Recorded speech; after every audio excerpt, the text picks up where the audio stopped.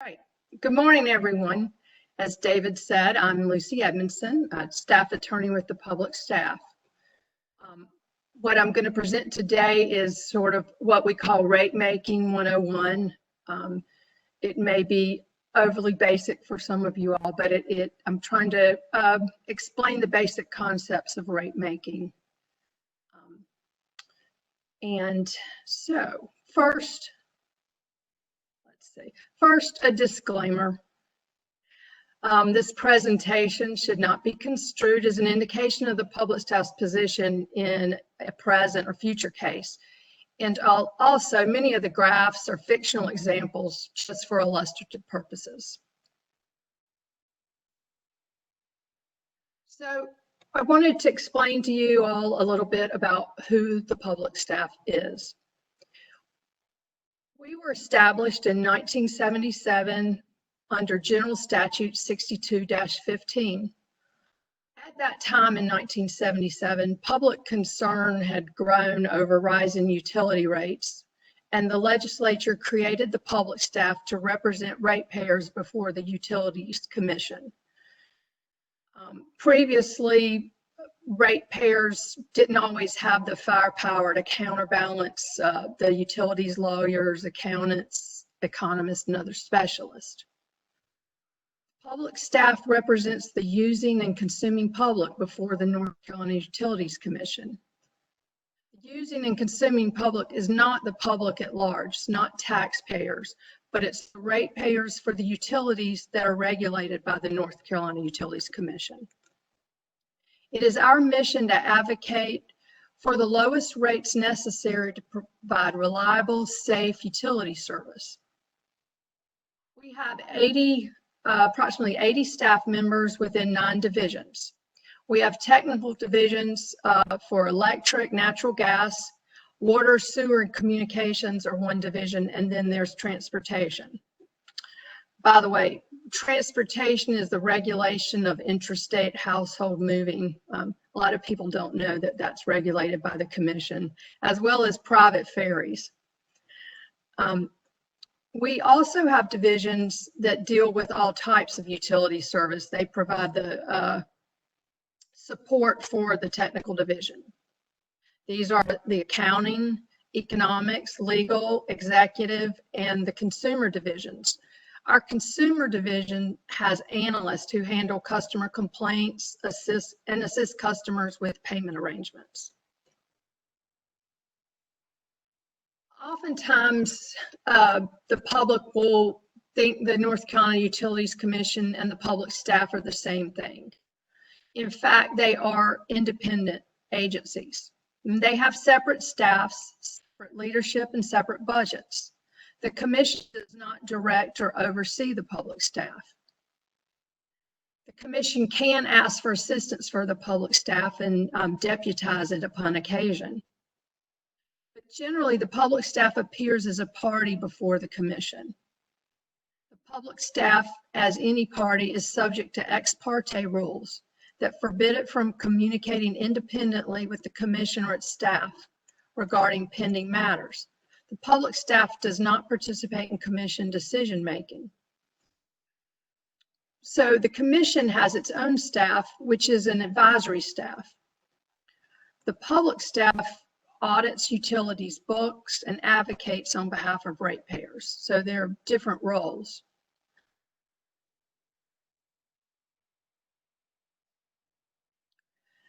Utility regulation is based on what is called the regulatory compact. Most utility functions are a natural monopoly for essential service. Natural monopolies occur when it is most efficient to have only one firm in an industry. A natural monopoly typically has high fixed costs that make it impractical to have competition.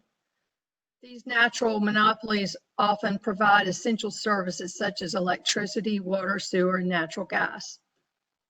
In exchange for the utility being a protected monopoly within its service territory, the utility commits to supply the full quantities of its service demanded by customers at a price set by the regulator, which is the commission in our case. A public utility is not subject to competition for its essential services within its service territory. But the public utility has an obligation to serve anyone that requests service. Also, instead of rates being set by the competitive market, the rates are set by the commission based upon the cost of service, which includes a reasonable rate of return. And we'll go more into how rates are set.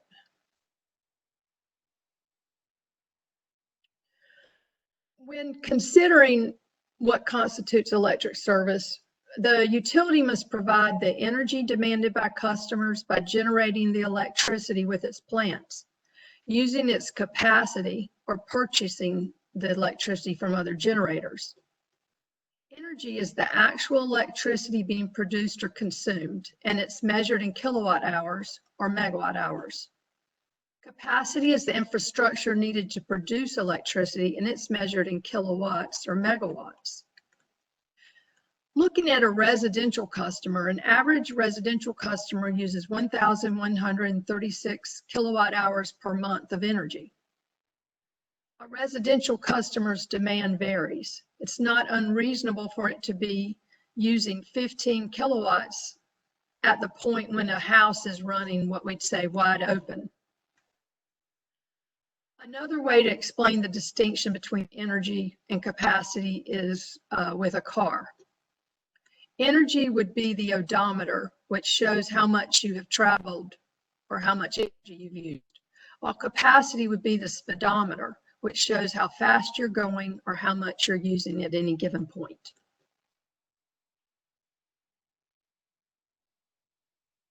To determine how much capacity is needed at a given time, electric utilities use a load duration curve. This curve shows the peak capacity requirement and how much of the capacity is used over time. A utility provides different types of generation to meet these capacity requirements. So looking first at the upper left-hand corner in green, peaking load capacity historically has been provided by combustion gas turbines that were cheap to build but expensive to run due to their poor heat rates and the high cost of fuel. Typically, they've run less than 5% of the time, though in recent years that's changed somewhat with the relatively low cost of natural gas. Next, the area that is in pink is load following capacity. This capacity would historically be provided by small to medium coal plants and natural gas combined cycle units. These plants have the ability to ramp their output up and down as demand varies throughout the day. And then the bottom area, which is blue, is base load capacity. And that has been provided historically by nuclear and larger, more efficient coal plants. Base load is that portion of customer demand that's constant or nearly constant, 24/7, 365 days. Today, due to the efficiency and the low cost of natural gas combined cycle plants often function as base loads. And so you see the red line, which is the total capacity requirement, and that shows, the base load capacity is going to always serve all the capacity needed for to the lowest point of that line. So peak demand for a utility must have enough capacity to meet its peak demand. Capacity has to be firm and dispatchable. In other words, the utility has to be sure the capacity is going to be there when needed and that it can control it when it is used. When you need power, the utility has to be able to produce the power instantly. Power cannot be intermittent. And by intermittent, we mean power that's not continuous or steady. When customer demand equals or exceeds generation output, the utility has several options. It can bring additional generation online. It can purchase power from another source. It can implement demand response measures, where customers have agreed to reduce their usage in return for an incentive or lower rates. And generally, the final option is to curtail customer usage. This may be a brownout, which is a partial temporary reduction in system voltage, or a blackout, which is complete interruption in power. The all-time system peaks for Duke Energy Carolinas was 21,623 megawatts on January 5th, 2018, between the hours of 7 a.m. and 8 a.m. For Duke Energy Progress, the all-time system peak was 15,196 megawatts on February 20th, 2015, also between 7 and 8 a.m. So as you can see, these peaks occurred on cold winter mornings, right when people are getting ready for school or work. When forecasting how much generation will be needed, utilities look at the coincidence factor, how much electricity individual customers will be using at the time of the system peak. For instance, if you have 10 light bulbs and at the time of system peak, only 5 are owned, then you have a coincident factor of 50%.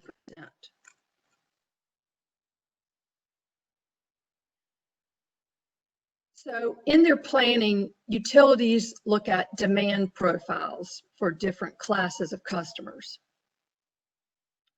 And on this chart, you can see these different profiles. If you'll look near the bottom, you see industrial and agricultural customers. And they have a relatively flat demand over the course of the day, much flatter than the other classes.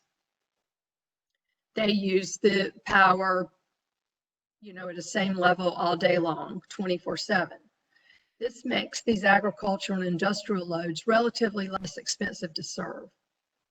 On the other hand, the commercial load, which is in orange, peaks around 2 p.m. and its peak demand is almost 3 times its minimum demand.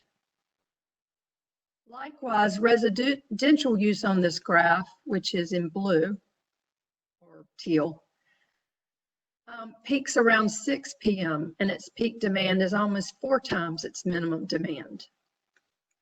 Customer classes that have more peaks are more expensive to serve. Electric rates are designed by class to recognize cost characteristics that are unique to each class. Demand varies by season. This graph shows the load curves for a system during different months. The 3 highest curves, the late spring, summer months of May, July, September, are generally driven by air-conditioned loads and have one distinctive daily peak that is much broader over time than the other 3 peaks in the winter and early spring months. This spring and summer peak tends to build over a long period of time, topping out in the 4 to 6 p.m. time frame, and then slowly tapering off as outside temperatures decrease. The 3 lower lines are the winter and early spring months of November, January, March. During these periods, there are 2 distinctive daily peaks, and these are driven by heating, water heating, and lighting loads, both in the early morning and late afternoon. These 2 peaks occur and drop off much more rapidly than the air-conditioned driven peaks of the late spring and summer months. High demand periods typically correlate to high cost periods. So rates are designed to take the timing, the peak, and the cost variability into account.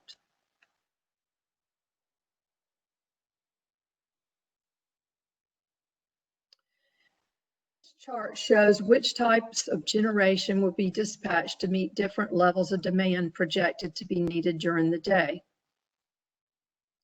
At the very bottom, you have a small amount of purchases in a dark green at the bottom. And then next you have nuclear and cogenerators that run flat out 24/7. Those are the gray and the yellow. The small bit of blue is the hydro, which in this example is used from about 2 p.m. to 10 p.m. In gray, light gray, you have coal, which ramps up slightly as the day goes on.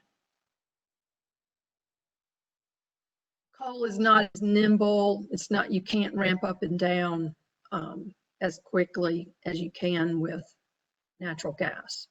And so next, the two green portions are natural gas combined cycles and combustion turbines. These also ramp up as the day goes on and can ramp up and down to offset the variability of solar. And at the top, you'll see solar, which is generally available during daylight hours. But the amounts increase during the sunniest hours and decrease as the sun goes down. I will say as storage comes into use more and more, solar can be paired with that and can be available more during the later and earlier hours.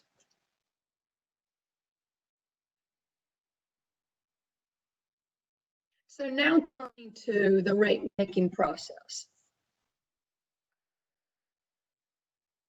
When a utility files a rate case, a general rate case, it's asking to change all of its rates. This process generally takes 270 days from the date the commission suspends its rates. The case begins with the utility filing an application, exhibits testimony, and its proposed rates. The commission then will suspend the rates within 30 days of the filing and schedule hearings for the public and an evidentiary hearing for expert testimony. The public staff engages in discovery, audits and investigates the utilities, books, records, and looks at the quality of service. And right now we're in the middle of rate cases with Duke Energy Carolinas and Duke Energy Progress. And so far in the Duke Energy Carolinas case, we have sent out, I think, over 200 data requests, which have multiple parts. We really comb through all the records, all the books, and public staff has the ability with all its staff and with its mission to do the most thorough investigation of the utilities application for a rate increase. The public staff determines whether it agrees with the proposed rates or proposes to adjust the rates based on its investigations. The public staff will file its own testimony and exhibits supporting its case and any adjustments that it proposes. In large cases, there can be a number of interveners. Interveners represent all sorts of interests. They may represent industrial customers, environmental interest, solar developers, wind developers, commercial customers, low-income customers, among others. These interveners also engage in discovery and file testimony. Settlement discussions may occur between parties. There are public hearings for customers. The commission tries to schedule them so that customers would only have to drive no more than an hour or so to reach attend one of the evidentiary hearings, which have always been in person, but of course the pandemic has changed things. After the public hearings for consumers, there are evidentiary hearings with experts testifying on behalf of the different parties. After the hearing, the parties file proposed orders that suggest how the commission should rule.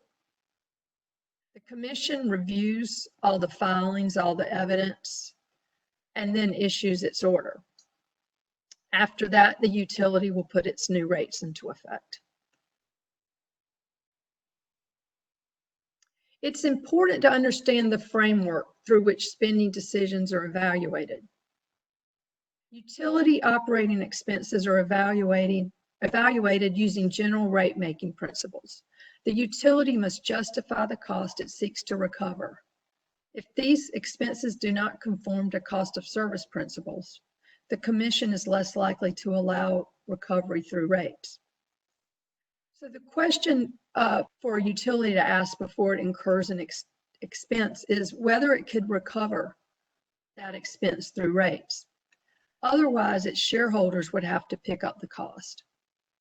And then for the regulators or the Commission, the fundamental question is, does the cost benefit ratepayers? And is it least cost? And by least cost, we mean, is this expense the lowest cost necessary to ensure adequate, safe, reliable service? Least cost does not always mean the cheapest option.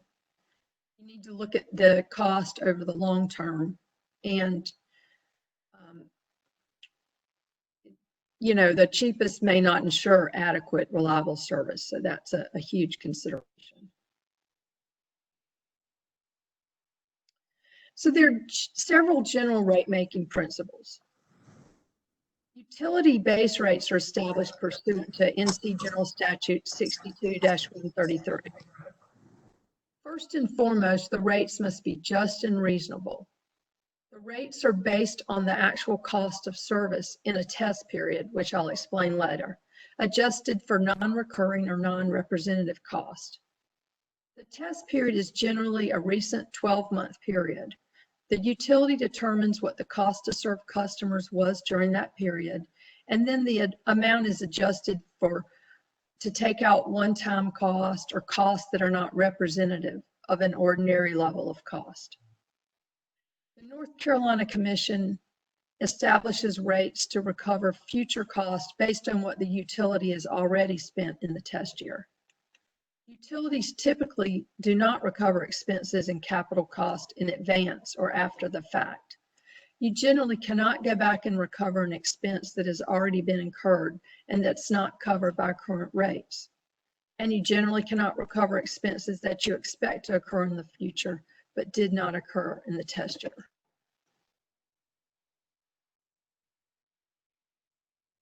North Carolina General Statute 62-2-3A requires energy planning and fixing of rates to be done in a manner to result in the least cost mix of generation and demand side reduction measures, which is achievable. This law makes the utility responsible for finding the reasonable least cost means of energy production and regulatory compliance. As I said, this does not mean utilities should buy the cheapest thing. We must also ensure reliable electric service over the long term. It's important to balance both short-term and long-term cost. You look at the cost today and the cost required over the long term. You also should consider the reliability, the maintenance required, when replacement would be necessary, and when a certain asset may become obsolescent. All these factors go into calculating the present value of a particular asset and its cost over the long term. With these present value calculations, you can compare different options on a level playing field. As I mentioned, a test year looks at financial data from a historical 12-month period. This data serves as a proxy for the anticipated level of cost for the period of time the rates will be in effect. The public staff performs a pro forma update to include changes in the data over the period prior to the hearing. For example, Dominion Energy North Carolina, which serves the northeastern corner of North Carolina, files a rate case on March 29th, 2019. The public staff and intervenor testimony is filed August 23rd, 2019, and the hearing begins September 23rd. In its original filing, the company used a test year of January 1st, 2018 through December 31st, 2018. And then in the course of the investigation, the financial data is updated through June 30th, 2019. By law, the company is allowed to update through the end of the hearing, but there also needs to be consideration given to how the public staff has to audit that data. And there needs to be some time between the end of the update period, allowing the public staff to audit the data. So the general rate making formula requires that first you determine the revenue requirement. The revenue requirement formula is the rate base times a rate of return grossed up for income taxes plus expenses. What is rate base? It's the value of the property net of depreciation on which a utility may earn a rate of return. This property must be used and useful. Power plants, transmission, and distribution lines must actually be used in providing service to customers. The rate of return is the percent return that the utility may earn on invested capital, including debt and equity investments. Expenses are, of course, the costs necessary to run the utility. The utility can recover its reasonable and prudent expenses based on the historical test year. Looking at rate base more closely, rate base is the reasonable and prudent cost of property on which the public utility is authorized to earn its rate of return. You determine what the rate base is by taking the original cost of the utility assets, assuming that they were prudent capital investments, and subtract the accumulated depreciation expense. So what is the original cost? The original cost of the assets includes the original construction, but also capital additions since the original construction. For example, the addition of an emissions control system on a generating plant would be folded into the original cost of the asset when calculating rate base. The assets included in rate base must be used and useful. So once the plant is closed, it's no longer in rate base because it's no longer used and useful. A utility cannot recover its investment if it builds assets that it does not need. When we look at what is needed, utilities are allowed to include a reasonable planning horizon. So if you build twice of what you need, you would only recover 50% of the cost through rate base, and shareholders would absorb the rest. To the extent you could demonstrate the asset was used and useful in future rate cases, you could recover more of the cost at that future time. And what is accumulated depreciation? So capital investment is recovered through the depreciation expense established in the test year.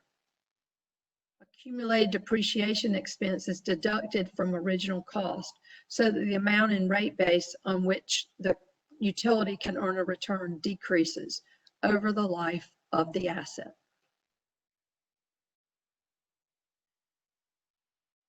And what kind of utility assets are in rate base? Generally, it's hardware, metal in the ground.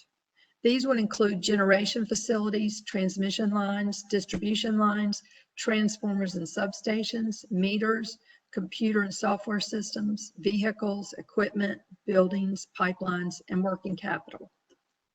Working capital is the average amount of capital provided by investors to bridge the lag between the time the company makes an expenditure required to provide services and the time payment is received for such services. Excuse my voice, a little froggy. One of the most contested issues in a rate case is the rate of return. As I said, this is the percentage return that the utility is allowed to earn on its invested capital. It's designed to compensate investors for the use of their capital and the associated risk. The rate of return is composed of three components: the cost of equity, the cost of debt, and the capital structures, which are the debt and equity ratios. The rate of return is not a guaranteed return. It's the return the utility is authorized to return, or that the utility is given an opportunity to earn. Rates are calculated using the rate of return. Looking at the cost of debt, debt usually refers to bonds issued by the utilities. Debt's considered to be less risky than equity, and so its cost is lower. One reason for the lower risk is that debt has a senior claim on utility earnings. If a utility goes bankrupt, debt holders are paid out before equity owners. And this lower risk results in a lower required rate of return for debt as compared to equity. The cost of debt calculation is straightforward. It's based on the coupon or interest rate of the debt. Interest on debts is tax deductible. The cost of debt is influenced by utilities' corporate credit rating and risk profile. There are 3 credit rating agencies that are generally used. There's Standard & Poor's, which rates from a AAA to a D. There are also Fitch's, which rates also from AAA to D, and Moody's, which rates from an A small, 2 small A's to C. Looking at Duke Energy Carolina, it has an A from Standard & Poor's, as does Duke Energy Progress. And then the third investor-owned utility in North Carolina, Dominion Energy, has a BBB rating. The average Dow Jones rating for U.S. utilities is a BBB+. Dominion has a Baa2 from Moody's and a BBB+ from Fitch, while Duke Energy Carolinas has an A small a2 from Moody's, and as I said, an A from S&P, and Duke Energy Progress has a Baa1 from Moody's, and that BBB+ from S&P. Fitch does not have a rating at this time for Duke Energy Carolinas and Duke Energy Progress.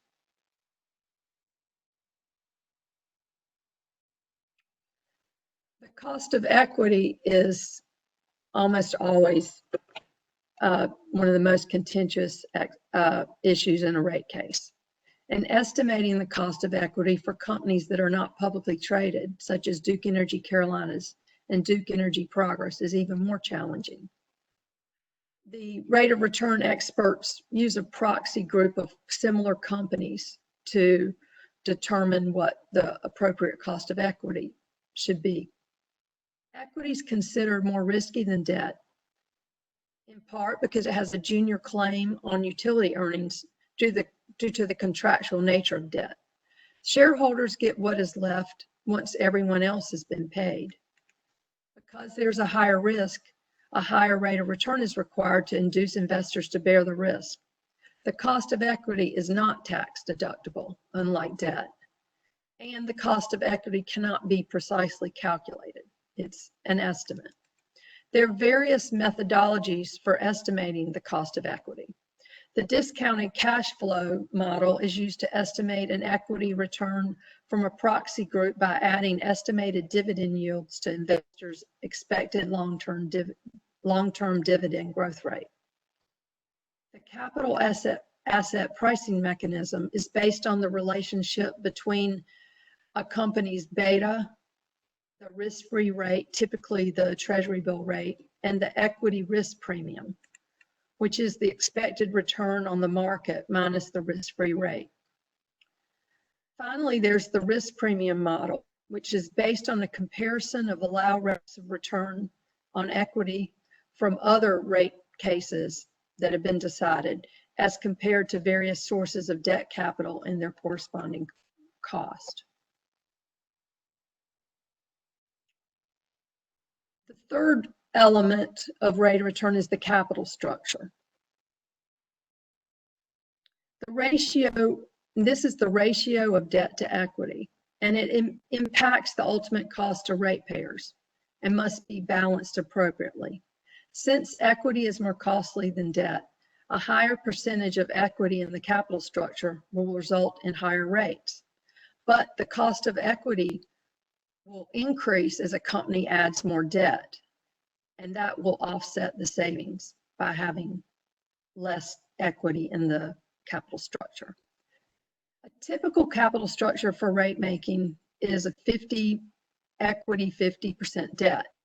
The Utilities Commission can impute what it determines to be an appropriate capital structure for rate making purposes. For example, Utility A is capitalized with 65% equity and 35% debt. The Commission could determine that this capital structure is not appropriate and establish rates by applying a 50% equity and 50% debt ratio to the rate base. This would result in lower rates for customers when compared to the actual capitalization ratio of 65% equity and 35% debt. And so here's an example of a calculation of the rate of return.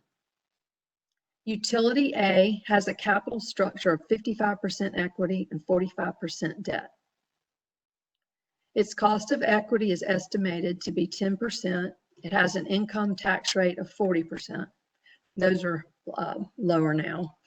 The cost of debt is calculated to be 4%, and it has a rate base of $3 billion. Its overall rate of return would be 7.30%. This would result in a weighted cost of equity of 5.50% and a weighted cost of debt of 1.80%, resulting in a total weighted cost of capital of 7.30%. The weighted cost of equity is grossed up to cover income taxes on the equity, resulting in a pre-tax rate of return of 10.97%. Applying this pre-tax rate of return of 10.97% to rate base of $3 billion results in a pre-tax return of $329,100,000. So the weighted cost is the capital structure percent times the cost rate percent. And the income tax gross up factor is 1 divided 1 minus the tax rate.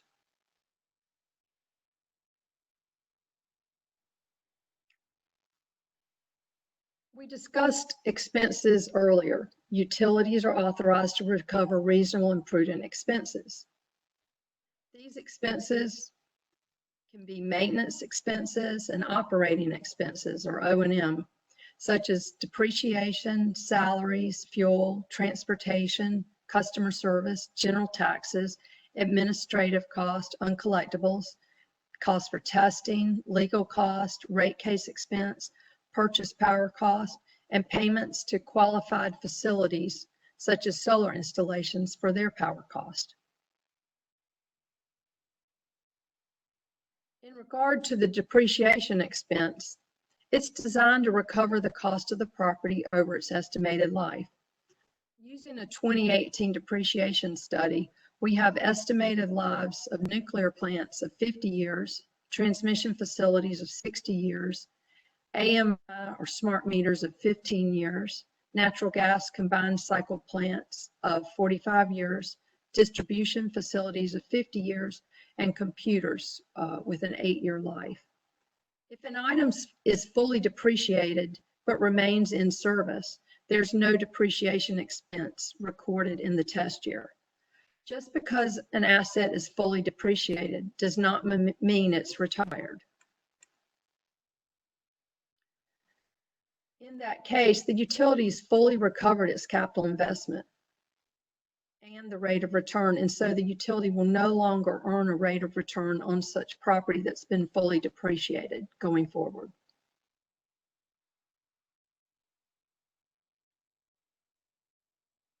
Once the revenue requirement has been determined, the revenues are allocated among different customer classes based on the cost incurred to serve those classes.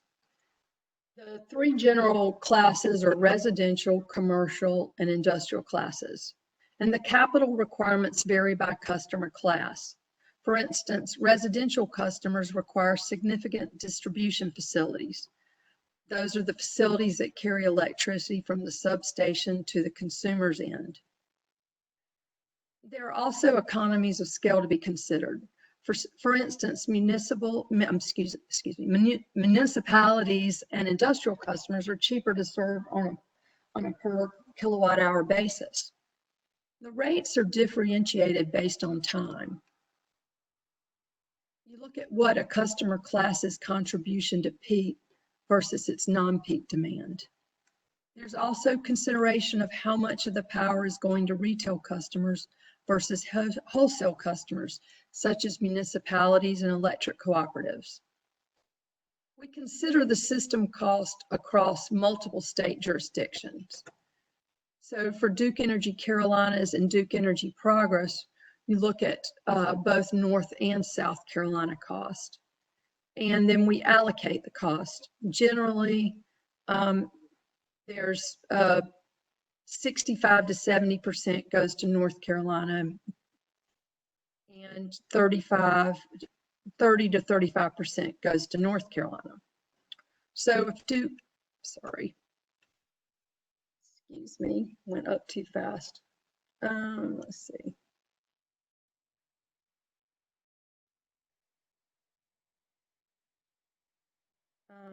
So if Duke builds a gas plant in South Carolina, North Carolina could pay for 65 to 70% of it. Don't generally allocate the cost to an individual state. There are a number of methodologies that are used to allocate the cost of service. The summer coincident peak methodology is based on the customer class's share of the system load at the system's summer peak. Other methodologies look at the winter or summer coincident peak and average demand. This looks not only at the use of the system at the time of peak, but throughout the year. Other methods look at the non-coincident peak and average demand, or at 12-month average peaks. I'm sorry, I keep hitting the wrong button.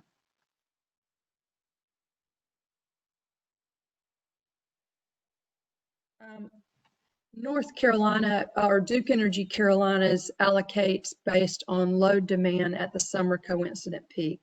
We call that methodology 1CP, one coincident peak. Duke Energy Progress is also currently using that methodology. Dominion Energy uses more of the winter summer coincident peak and average demand.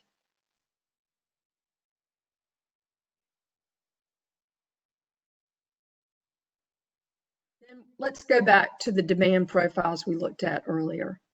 And as we discussed, industrial loads are flatter over the course of the day than residential and commercial classes. This makes these industrial loads relatively less expensive to serve. So rates are designed by class to recognize the cost characteristics unique to these classes.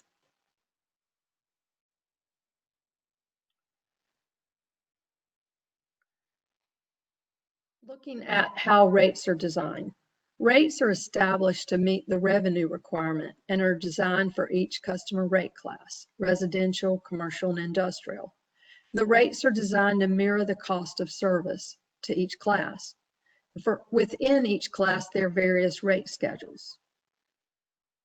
The average North Carolina retail price of electricity per customer class in 2018 was 11.09 cents per kilowatt hour for residential, 8.58 cents per kilowatt hour for commercial, and 6.33 cents per kilowatt hour for industrial. And as you can see, these are below the national average, and these are for 2018.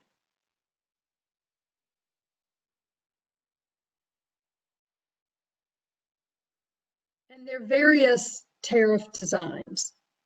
For standard service that's used by most residential and small commercial customers, there's a small fixed charge, often called a base charge, and the rates do not vary based on the cost of generation, resource, or system demand. There's also real-time pricing, where rates fluctuate hourly and are tied to the actual generation cost. So there would be higher prices when demand is higher. Being on these tariffs requires a smart meter, but smart meters are becoming standard. On these tariffs, when you use energy, is important as how much energy you use. There are also time of use tariffs. For these tariffs, prices are fixed based on typical demand periods. The rates are higher during periods when demand is higher. Again, when you use energy is as important as how much you use. So if you're on time of use rates, you might want to wash clothes or run the dishwasher or do other energy intensive activities at night or on weekends to get the lowest rates.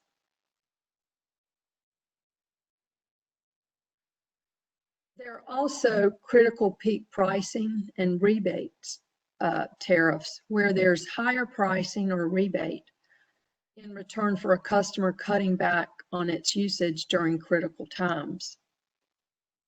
Curtailable service gives customers a lower rate in exchange for the ability to be curtailed a certain number of hours each year. These customers would pay a premium charge if they exceeded the agreed upon demand during a curtailment period. Finally, there's cogeneration where a customer self-generates and the customer would be shaving peak load demand during these times. These tariffs generally contain demand charges, and they're charged based on the highest usage demand.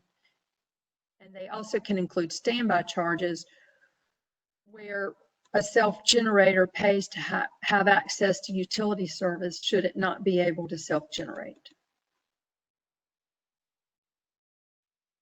When designing rates, it's important to look at which costs are fixed and which are variable. The fixed or minimum charges on a bill tend to be low. These would be the base rates on your residential bill. The fixed charges are designed to ensure customers pay a certain portion toward the fixed cost of the system. To be clear, the fixed charges do not reflect the true fixed cost of the system to serve the customer. Much of the fixed cost is recovered through the variable component. And the variable charges are influenced by customer behavior. The largest variable cost is fuel.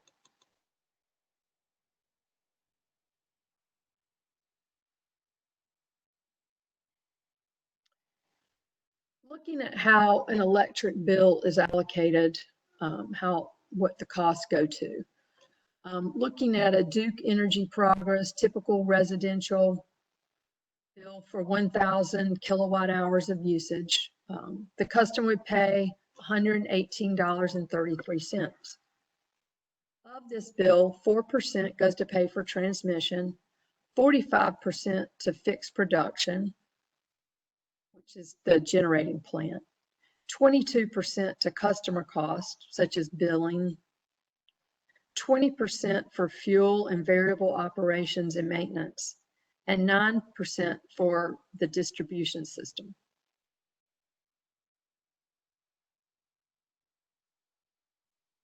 There are challenges when determining which costs go into the base charge or fixed cost and which go into the variable cost.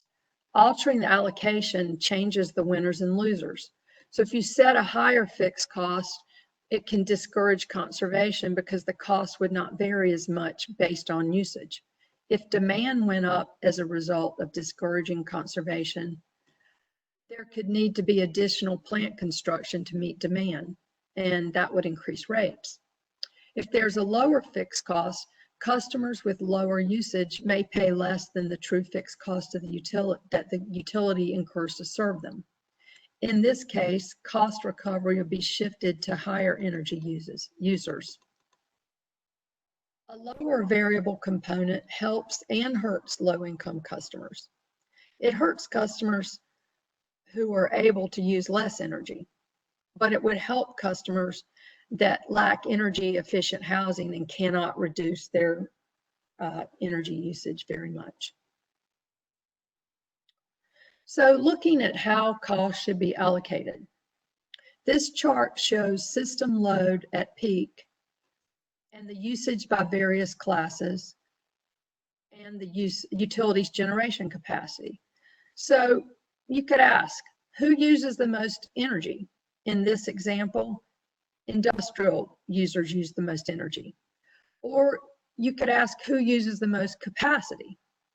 In this example, commercial customers use the most capacity. Or you could allocate costs based on who puts the most demand on the system at peak. In this case, it's residential. All of these are considerations in rate design. So this slide compares the usage of two customers. Who uses the most energy? Customer X in blue uses the most energy. He'd be hurt if more costs were recovered through the energy or variable component. But then if you looked at who uses the most capacity, it would be customer Y in orange. And that customer would be hurt if more costs were recovered through the demand charge. A couple of other rate-making concepts. There is construction work in progress, or we call it CWIP. And it's generally not included in rates until construction is complete and the plant's in service. There's also allowance for funds used during construction, or AFUDC. The utility is allowed to accrue financing costs, both debt and equity return, on the funds used for construction. These costs will be included in rate base along with the capital cost once the project is complete. In certain circumstances, the financing cost incurred to date can be recovered as CWIP in a general rate case before the project is complete. If CWIP is recovered in a general rate case before a project's complete, it can reduce the amount of AFUDC put into rates after a plant is put into service. Another concept is early retirement of a plant or abandonment of a plant. In that case, unrecovered costs can be recovered when the early retirement or abandoned plant decision is deemed to be reasonable and prudent. This was an issue recently when both Duke and Dominion started but then abandoned building new nuclear plants. And we're considering it right now in pending rate cases where the companies are retiring coal plants before the end of their depreciable life. In the case of abandoned or early retirement, the North Carolina Utilities Commission has allowed sharing of the risk between ratepayers and shareholders in some cases by disallowing a rate of return on the amount recovered. One issue that comes up fairly often is whether a regulatory asset may be established. We also call these deferrals. The Commission may allow a utility to record costs that would normally be considered an expense, and that's recorded as a regulatory asset. In that case, the utility must demonstrate the cost in question would have a material impact on its earnings and overall financial condition absent the deferral. Additionally, the utility must be earning below its authorized rate of return. The utility can include a rate of return on the deferred amount, but that's in the Commission's discretion. When rates are set by the Commission at a later date, they would include recovery of the regulatory asset. The Commission has said that these deferrals or regulatory assets should be used sparingly. Besides general rate cases, there are several annual riders where utilities recover certain costs. First, each electric utility has an annual fuel rider where it recovers the cost of fuel burned, including coal, gas, nuclear, biomass, the cost of reagents used to treat emissions, certain purchased power costs, including replacement power cost when a plant is down, peak power purchases, transmission charges, the cost of energy and capacity purchased from qualifying facilities such as solar facilities, net gains and losses from the sale of fuel or byproducts, and renewable energy procurement non-administrative cost. Several of these items are limited to 2.5% annual increases in the aggregate amount of cost. The utility does not get a return on these costs.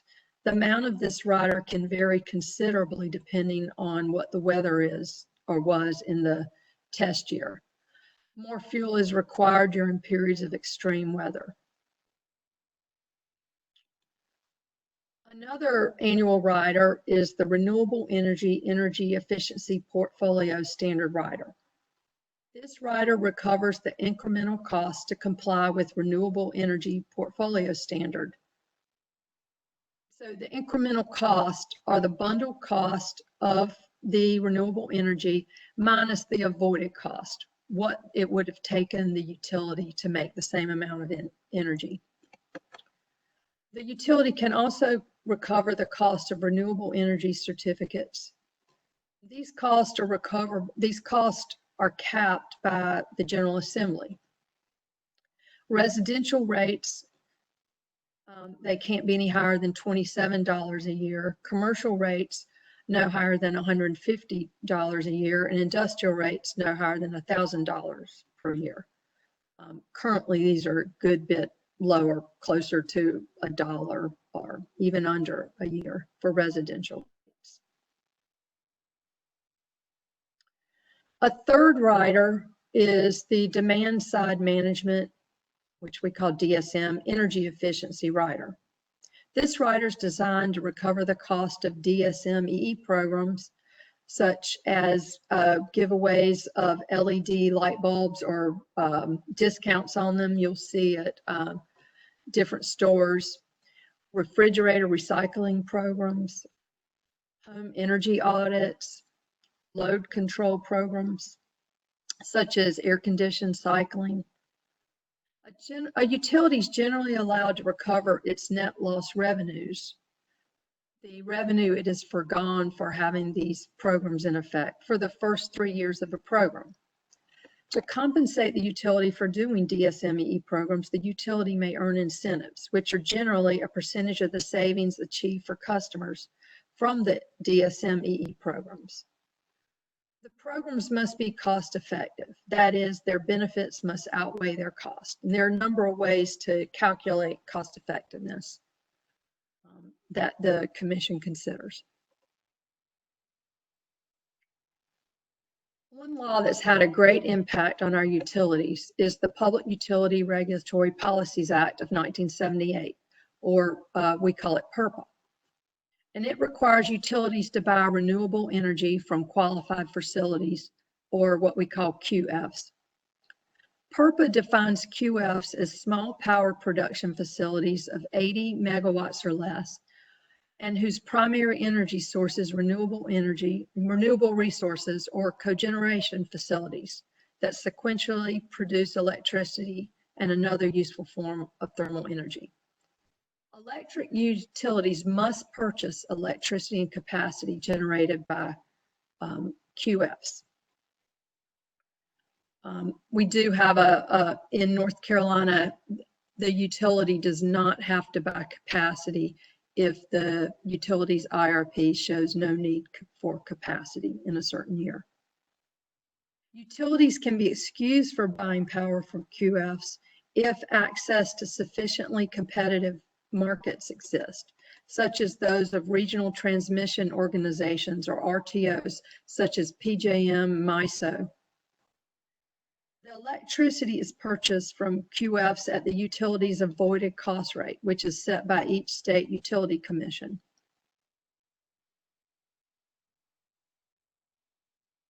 To determine how much to pay QFs, the commission has a proceeding every 2 years to determine the appropriate avoided cost of energy and capacity.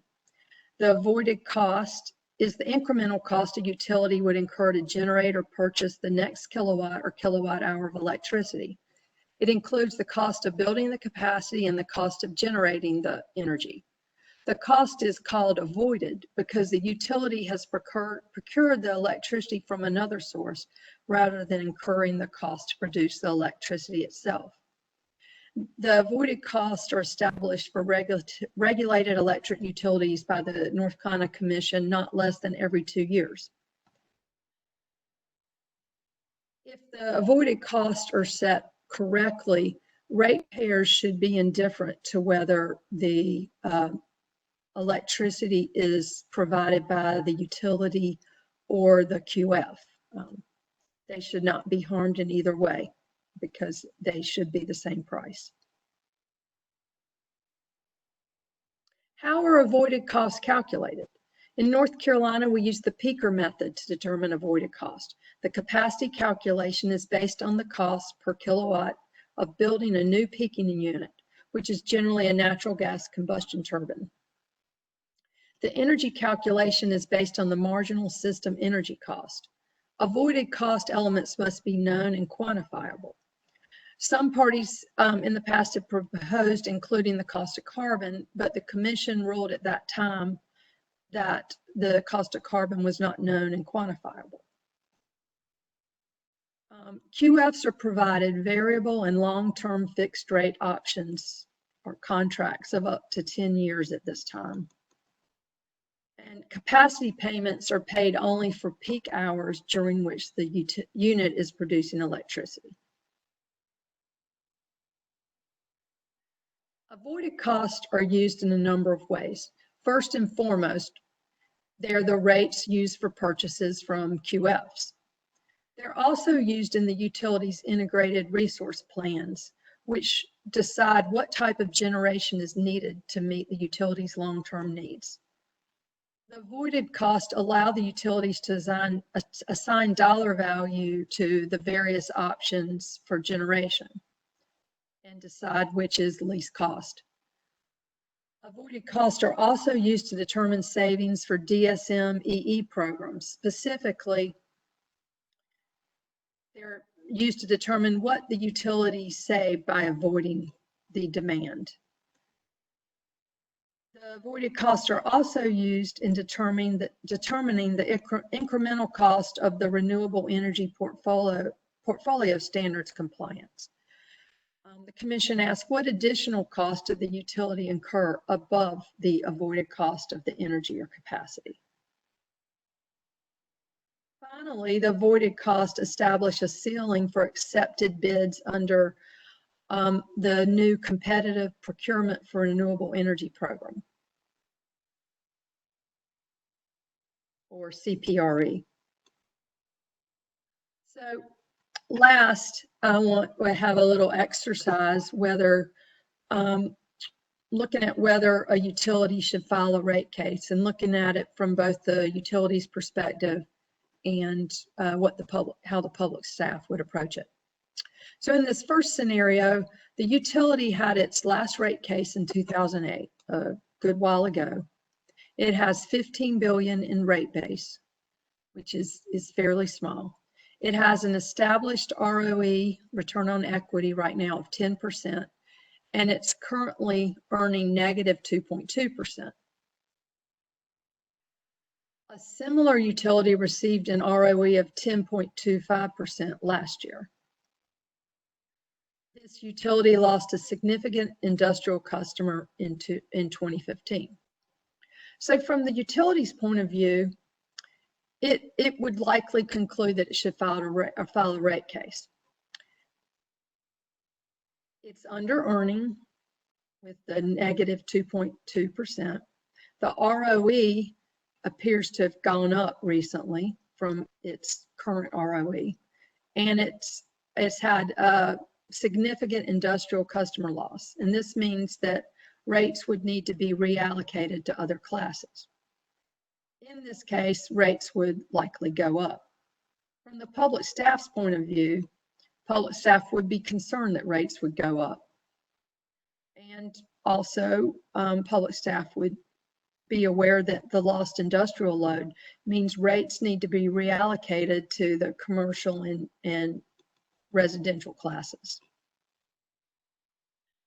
But But the public staff also would note that the utility was under earning, and it's a relatively small utility. And so there is some concern about keeping the utility financially viable. While the public staff would be definitely concerned about rates going up, we also understand that a utility must have resources for it to provide reliable, adequate electric service. And a second scenario, the utility had its last rate case in 2014, which is fairly recent. It has an $80 billion in rate base. It has an established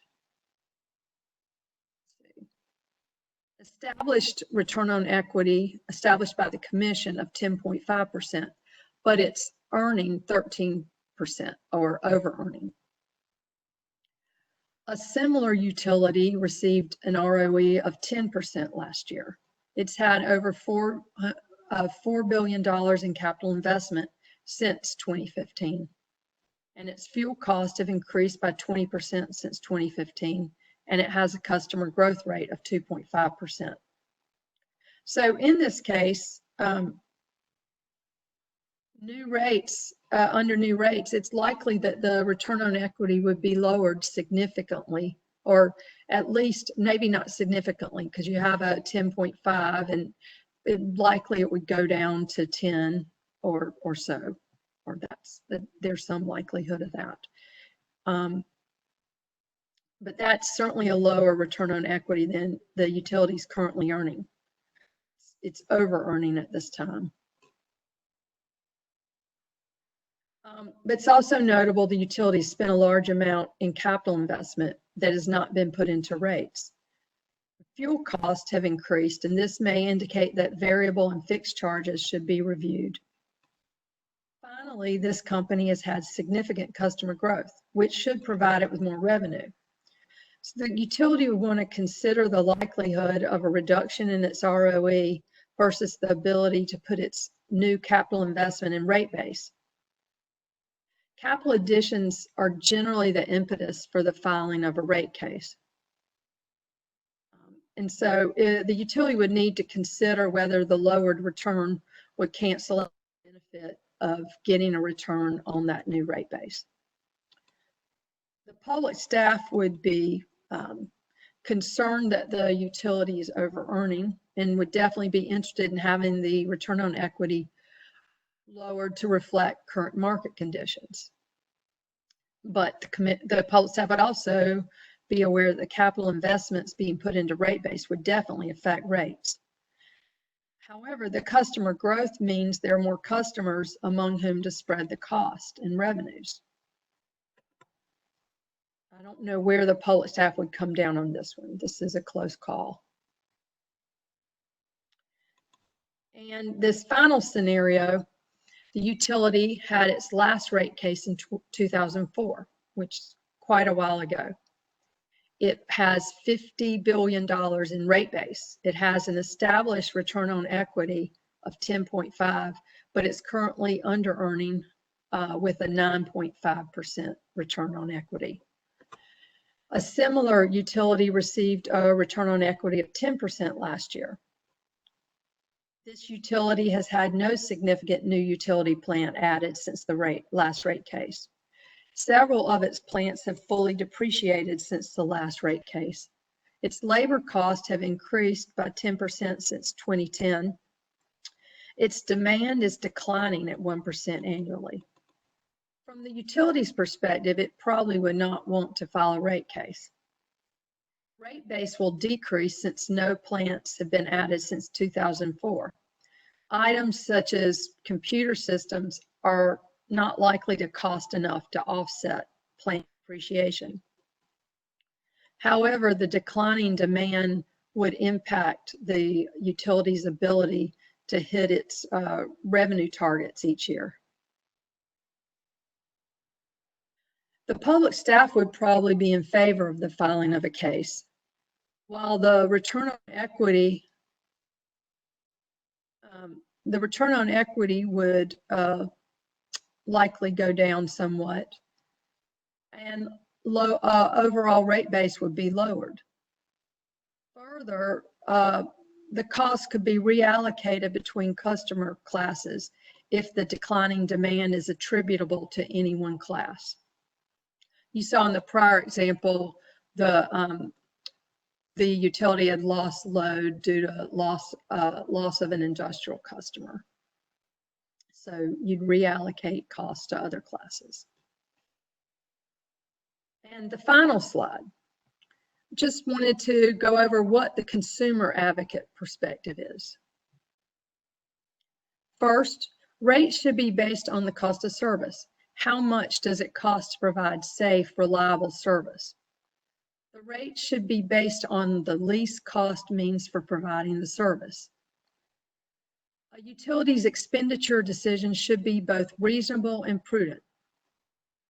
So we would ask, was the decision to build a plant prudent? And then once the decision was made, were the costs incurred after the plant was begun, were they reasonable? Rates serve to allocate risk between customers and utility shareholders. The company may have higher expenses than expected. If the company has higher expenses than expected, demand may go down and shareholders would have to pick up the shortfall. If the company has fewer expenses than used to calculate the revenue requirement and there's more customer growth than expected, the companies and its shareholders would get to keep the revenues. So when setting rate, the question is, what is the appropriate allocation of risk? And that concludes my presentation. I'm happy to take questions. Lucy, that was a lot. Thank you very much. Sorry, it was fast.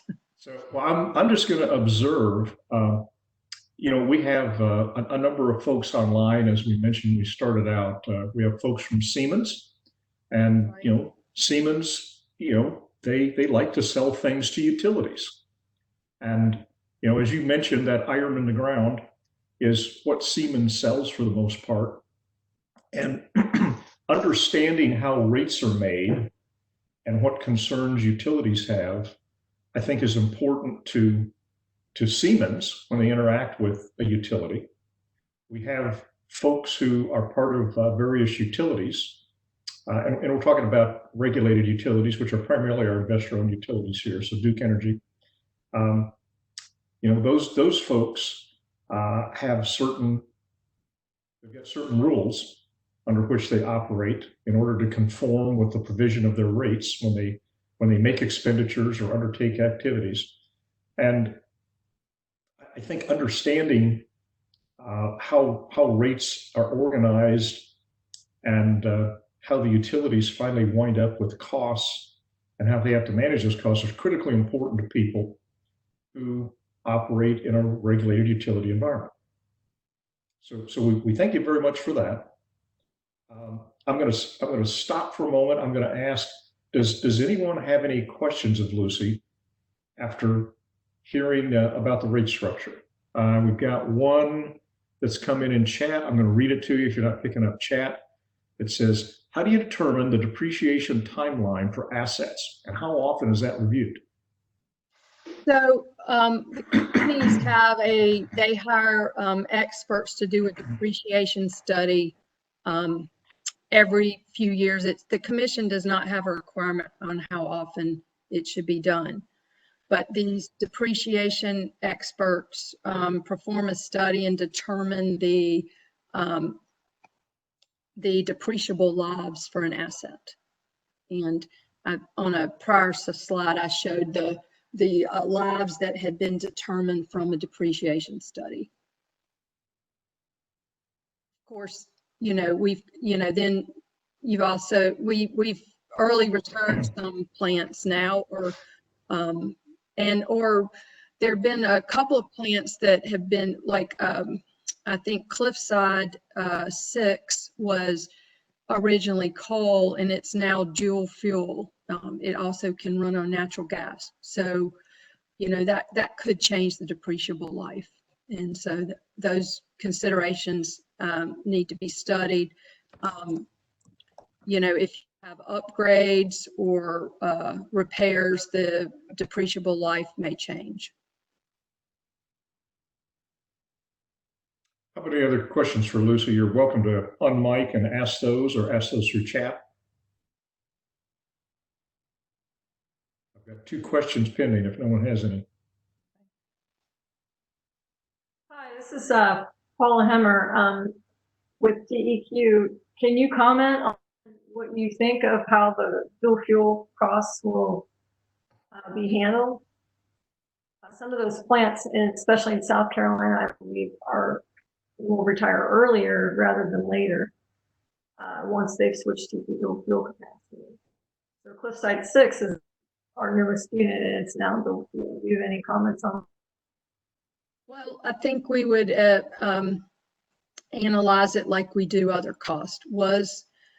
You look at the time the decision was made, was it a prudent decision to go to dual fuel? And of course, you know, one consideration would be how long you expect to use that plant. You might not want to spend millions of dollars if you're planning to close the plant soon. And so I think you look at the time, though, that the decision is made.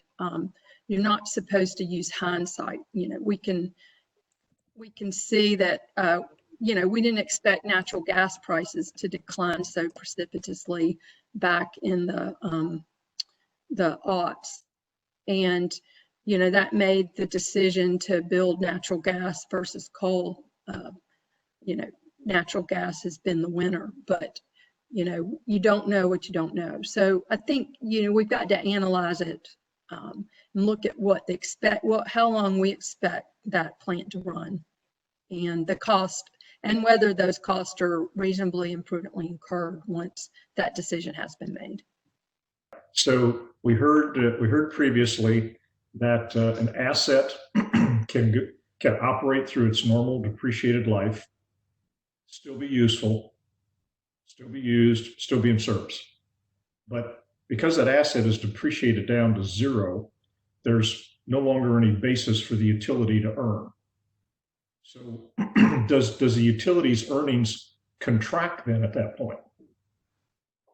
Yeah, well, the rate base would go, it's, you know, as the value of the asset goes down as it's depreciated, the amount in rate base would decrease.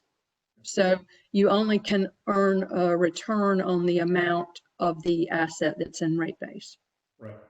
So it wouldn't be earning a return. However, it would be able to recover the cost of running the, you know, operating and maintaining the asset.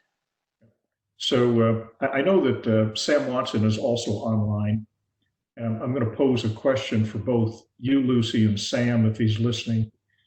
And it's one that you may have to say, I'm sorry, I can't answer that. But when you consider, and this isn't just an issue for North Carolina, it's an issue for literally every state that uses a cost of service, rate allocation method. When you examine where we are in the extreme right now, and you understand that utilities are in a situation where they likely are going to be investing less capital, in part because generation represents about 60% of their capital expenditures. And we're seeing now that third parties are stepping in and are generating power. Power demand's not growing. So utility investment, particularly in generation, likely is going to shrink over the next couple of decades.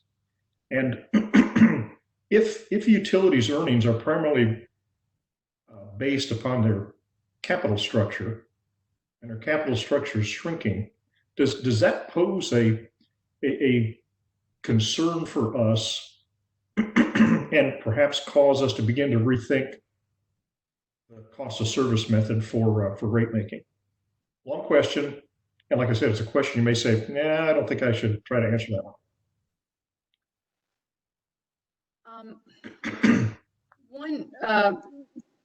for instance, Duke Energy and Dominion as well, both of them, while they're not planning many generating plants, they're planning very robust grid modernization efforts. And that is where the capital spending is going to go. And all those will receive a return if they're prudent investments, and they'll go into rate base. So I think your premise that is not quite right, because I think there's going to be plenty of capital spending. So commissions now, and and I see the trend where utilities are increasingly focusing on transmission and grid investments. So commissions right now are watching this trend and are thinking it's probably going to be an offsetting trend. So, Sam, are you online? I am. I was just sort of listening to a couple of the comments. I assume you can hear me. So my answer to that question would be that the Utilities Commission's job is to balance the interests of the utility and its shareholders and its ratepayers.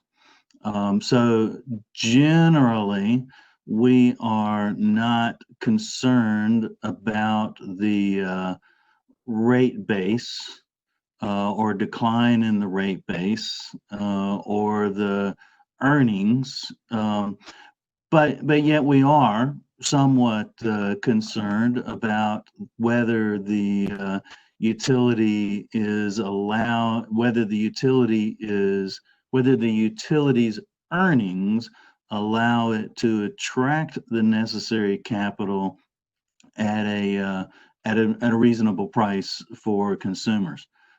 So we face that in every single rate case, which is what is that sweet spot for rate of return on common equity for investors. So because we could strip that number, to the bone on behalf of customers, but that's really a very short-sighted view because it's going to cost the utility more to attract the customer, which is going to drive rates up anyway. So the more flippant answer to your question is that I'm sure that the utilities have smart people worrying about exactly that question that you posed, and they're not shy about going next door to the legislature to propose modifications to the regulatory paradigm that we have.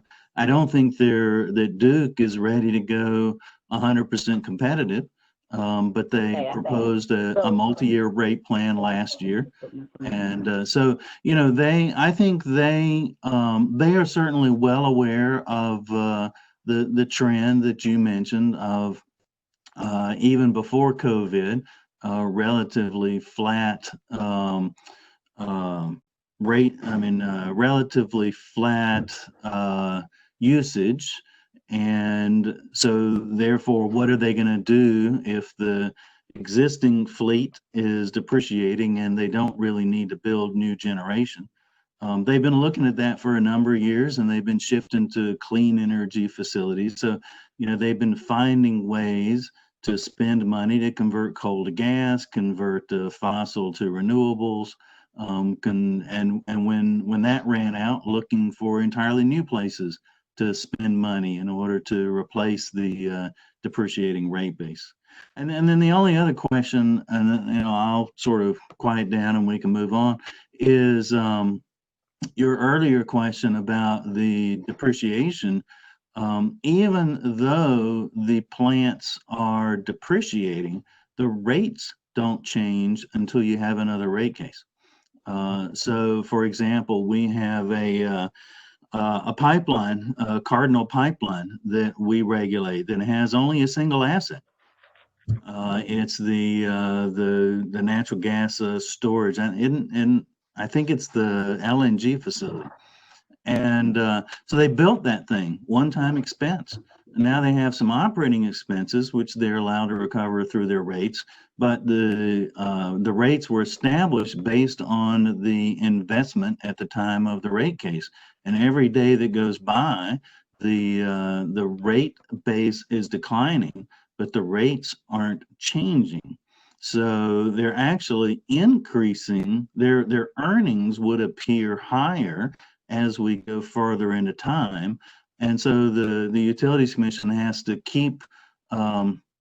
has to ensure that these folks come back in for rate adjustments every 2 or 3 years to recognize that depreciation and to adjust the rates so that the earnings don't become unreasonably high.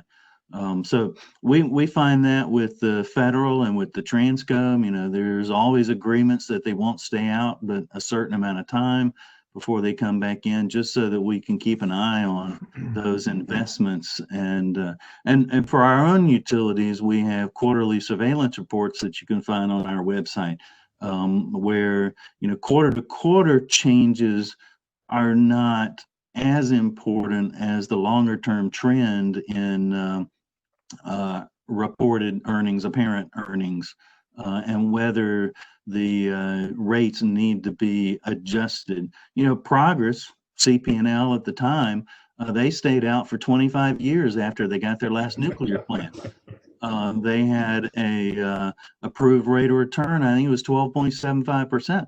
So, you know, they had no incentive to come in and have their rates adjusted. So, you know, as Lucy went through some scenarios there, I mean, there's lots of different things that the utility is considering in deciding whether it's time to file for a rate case, what the consumer advocate is thinking, and whether it's time to petition the commission to force the utility in for a rate case. So lots of moving parts, and depreciation is simply one of them. Thank you, Sam. And Sam and other Lucy. questions? Yeah, this is Brian Drossman. Help me try and wrap my head around this. If during the application for the rate case process, they lay out all of the costs of the current property, why is it not possible to, as part of the negotiation, have some kind of stepwise reduction in the rate base based on the known depreciation levels for the property that they've mapped out? Is that, am I missing something? You want to go first, Lucy? I'll let you. Well, so it is entirely possible. It's just not the way we do it. Why not? Well, because rates are currently established based on a historical test year, and you take a snapshot of where the utility is. You might make some adjustments based on how much they spent last year to sort of forecast what are the expenses that they're likely to incur to serve customers in the future years. The multi-year rate plan that was put forth by Duke last year in House Bill 559 would have allowed that flexibility. Of course, Duke put it forth hoping, well, no, let me rephrase that. The criticism was that Duke would use that to increase rates every year. But basically, as Duke spends money, I mean, they consider it a net increase to the rate base, and they want to be earning on the increased amount of investment. And they cannot do that under the current system without coming back in for a rate case. So just as you're positing having rates automatically adjust due to decreases in the rate base, rates don't automatically adjust based on increases in the rate base either. And so you would have to adopt some kind of formula rate or multi-year rate plan kind of approach, a mechanism in order to reflect those variations. And lots of things vary. So one of the things is, you know, the utility, we don't want the utility to come in and say, oh my goodness, the healthcare costs went up this year. You have to increase the rates. And we'd go, well, what about the amount of depreciation in your rate base? Maybe the rates should go down. So we avoid what's considered single issue rate making. And your example of depreciation or changes in the rate base, again, would be just one issue that we look at when we establish rates in a general rate case. Okay. Yeah, that helps a little bit. It still seems like we could specify some criteria where by default the direction trends down, and if you are increasing your spending or increasing your capital expenditures, that you then have to go through the reevaluation of was it spent properly, like was laid out by Lucy, before you can actually get the increase in your rate base. So I'll mention that one of the hot topics across the country are PIMs, performance incentive mechanisms, and really that goes to what behavior by the utility are you trying to incentivize? So anytime their incentive is to increase the amount of money to their investors.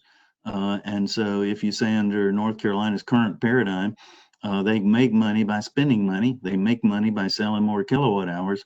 We don't necessarily want to incentivize that behavior. We want to review and decide whether the expenditures they made that are driven by that motive were reasonable and fair to the ratepayers who they're getting all their money from. So it's a very complicated picture. I don't disagree with that at all. Let's thank Lucy. Great presentation. Thank you so much. Well done.